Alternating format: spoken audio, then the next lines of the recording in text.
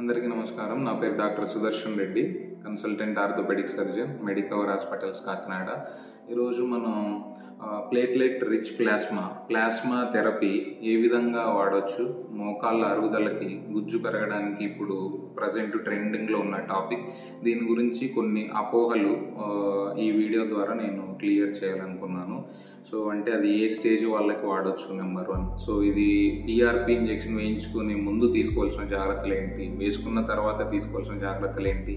So magic లాగా ఇమ్మీడియట్గా work చేయదు ఇంజెక్షన్. సో ఎన్ని రోజులు టైం పడుతుంది, ఎలాగా ఫాలోఅప్ చేసుకోవాలి, ఎన్ని ఇంజెక్షన్స్ అవసరం పడతాయి అన్న మినిమల్ డౌట్స్ ఈ వీడియోలో మనం క్లియర్ చేసుకుందాం.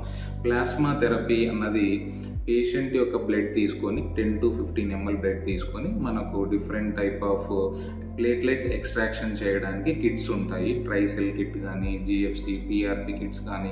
సో ఆ కిట్స్ ద్వారా మనం ఆర్పిఎం సెంట్రిఫ్యూజ్ మిషన్లో ప్రాసెస్ చేయడం వల్ల మనకు అప్పర్ లేయర్ ఎల్లోగా వస్తుంది, దట్ ఈస్ ప్లాస్మా. అందులో మనకు ప్లేట్లెట్స్ రిచ్గా ఉంటాయి. నార్మల్గా ఉండే ప్లేట్లెట్స్ కంటే 6 to 7 times ఆ ప్లేట్లెట్స్ ఎక్కువగా ఉండడం వల్ల ఆ ప్లేట్లెట్స్ నుంచి ఒక గ్రోత్ ఫ్యాక్టర్స్ మినిమం 20 to 30, 20 నుంచి 30 రకాలుగా గ్రోత్ ఫ్యాక్టర్స్ రిలీజ్ అయ్యి, ఆ గ్రోత్ ఫ్యాక్టర్స్ ఏం చేస్తాయి అంటే ఎక్కడైతే డ్యామేజ్గా ఉందో జాయింట్లో, గుజ్జు కానీ, అరుగుదల ఎక్కడైనా తగ్గిన చోట కానీ, ఇప్పుడు ఆ మోకాల్లోనే కాకుండా షోల్డర్ జాయింట్లో టెండినైటిస్ అంటారు, ఎక్కడైనా టెండాన్స్ కట్ అయినా కూడా, ఇప్పుడు యాంకిల్ స్ప్రెయిన్ టాపిక్ మాట్లాడుకున్నాం కదా, ఆ యాంకిల్ స్ప్రెయిన్లో హీల్ అవ్వట్లేదు అన్న తర్వాత ఒక 3 months తర్వాత మనం అక్కడ లిగమెంట్ దగ్గర కరెక్ట్గా అల్ట్రాసౌండ్ గైడెడ్గా ఈ ప్లాస్మా థెరపీ ఇవ్వడం ద్వారా దిస్ ఈజ్ ఆల్ రీజనరేటివ్ అనమాట. అక్కడ రీజనరేషన్, దానికి ఫీడింగ్ లాగా అయిపోయి మనకు లిగమెంట్స్ హీల్ అవ్వడం మొదలు పెడతాయి అన్నమాట. సో ఇది ఆస్టియో ఆర్థరైటిస్, మోకాళ్ళ అరుగుదలకు ఎక్కువగా వాడతాము. స్టేజ్ 1 నుంచి స్టేజ్ 4 మనకు ఆర్థరైటిస్ క్లాసిఫికేషన్ ఉంటుంది. స్టేజ్ 2 to 3 ఎక్సలెంట్ రిజల్ట్గా పిఆర్పి పనిచేస్తుంది మనకు. స్టేజ్ 2, 3కి మనము 2 sittings is more than enough. అది ఒక డాక్టర్, ఆర్థోపెడిక్ సర్జన్ ఒక ఆప్షన్ అండ్ ఎక్స్పీరియన్స్ బట్టి ఉంటుంది. ఓన్లీ పిఆర్పి ఇవ్వాలా, లేకపోతే అవసరమైతే హైల్రోనిక్ యాసిడ్ ఇంజెక్షన్స్ కంబైన్డ్గా చేసి ఇవ్వాలన్నది so patient criteria and findings బట్టి ఉంటుంది. జనరల్గా స్టేజ్ 2 to 3కి 2 injections more than enough. It will ఈ 2 injections వల్ల రిజల్ట్స్ చాలా బాగుంటాయి. జస్ట్ పిఆర్పి ఇంజెక్షన్స్ వేయించుకోవాలన్నప్పుడు ఒక 1 week బిఫోర్, బెటర్ కంటే ఒక వారం ముందు రోజు నుంచి నొప్పి బిళ్ళలు ఏవి వాడకుండా, NSAIDs అంటారు, అసిక్లోఫినాక్ కానీ, డైక్లోఫినాక్ కానీ, ఆస్పిరిన్ కానీ వాడకుండా ఉంటే మనకు ప్లేట్లెట్ యొక్క ఎఫికసీ బాగుంటుంది. పిఆర్పి వేసుకున్న తర్వాత సైడ్ ఎఫెక్ట్స్, ఎటువంటి సైడ్ ఎఫెక్ట్స్ ఉండవు, ఎందుకంటే మన ఓన్ బ్లడ్ తీసి మనం జాయింట్లోకి ప్రాసెస్ చేసి జాయింట్లోకి ఇస్తాం కాబట్టి. ఓన్లీ వేసుకున్న తర్వాత కొంచెం అక్కడ పోయి యాక్ట్ చేయడం వల్ల కొంచెం పెయిన్ అండ్ ఇన్ఫ్లమేషన్, కొంచెం వాపు రావడం, ఒక 24 hours to 48 hours రెస్ట్లో ఉండి ఐస్ ప్యాక్ పెట్టుకొని రెస్ట్లో ఉంటే సరిపోతుంది అనమాట. మినిమం ఇంజెక్షన్స్ 2 to 3 చెప్పాం. స్టేజ్ 4 అన్నది ఇప్పుడు ఏంటంటే పిఆర్పి వేసుకోవడం వల్ల కంప్లీట్గా నార్మల్ అయిపోవాలి అన్నది రాంగ్, అది అపోహ మాత్రమే.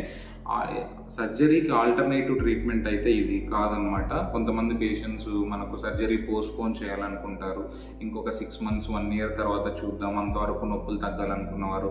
సో స్టేజ్ 4 అనేది కొంచెం డైలమాటిక్గా పేషెంట్తో డిస్కస్ చేసి మనము ముందుకెళ్ళాలి పిఆర్పి మేనేజ్మెంట్కి. బట్ స్టేజ్ 4లో కూడా రిజల్ట్స్ చాలా బాగుంటాయి. ఏంటంటే కొంచెం రిక్వైర్మెంట్ 3 to 4 sessions మనము వేయాల్సి ఉంటుంది పేషెంట్కి. పిఆర్పి ఇంజెక్షన్స్ ఒక 2 to 3 weeks గ్యాప్లో మనం వేయడం వల్ల రిజల్ట్ బెటర్గా ఉంటుంది. సో ఇది యాక్ట్ చేయడానికి ఎంత టైం పడుతుంది, చాలామంది పేషెంట్స్ అడిగే డౌట్ ఏంటంటే ఇమ్మీడియట్గా ఇది యాక్ట్ చేయదు. సో మన రిజల్ట్ అన్నది సెకండ్ ఇంజెక్షన్ నుంచి తెలుస్తుంది. ఒక 3 weeks to 6 weeks ఇంటర్వెల్లో మనకు జాయింట్ ఫ్రీ అవ్వడం, మొబిలిటీ ఇంక్రీజ్ అవ్వడం, మెల్లిమెల్లిగా పెయిన్ తగ్గడం, సో ఇలాగనేది మనకు తెలుస్తుంది. ఈ పిఆర్పి వేసుకున్న తర్వాత పోస్ట్ ఆపరేటివ్గా ఏంటంటే కొంచెం physiotherapy, quadriceps muscle strengthening, hamstring muscle strengthening exercise అవి చేసుకుంటూ ఉండడం వల్ల మనం ఆల్మోస్ట్ మోకాలు నొప్పులు దూరం చేసుకోవచ్చు. సో ఈ పిఆర్పి థెరపీ మనం మెడికవర్ హాస్పిటల్లో కూడా ఇస్తున్నాము.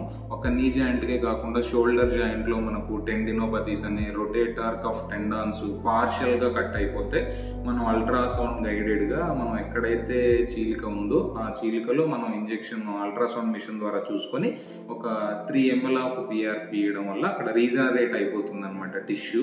సో మనకు స్ట్రెంథనింగ్ బాగుంటుంది. అక్కడ కట్ అయిపోయిన కండరం కూడా ఒక 3 to 6 వీక్స్లో మళ్ళీ తిరిగి రీగ్రో అయ్యే ఛాన్స్ ఉంటుంది. సో ఈ అవకాశాన్ని అందరూ ఉపయోగించుకోవాలని కోరుకున్నాను.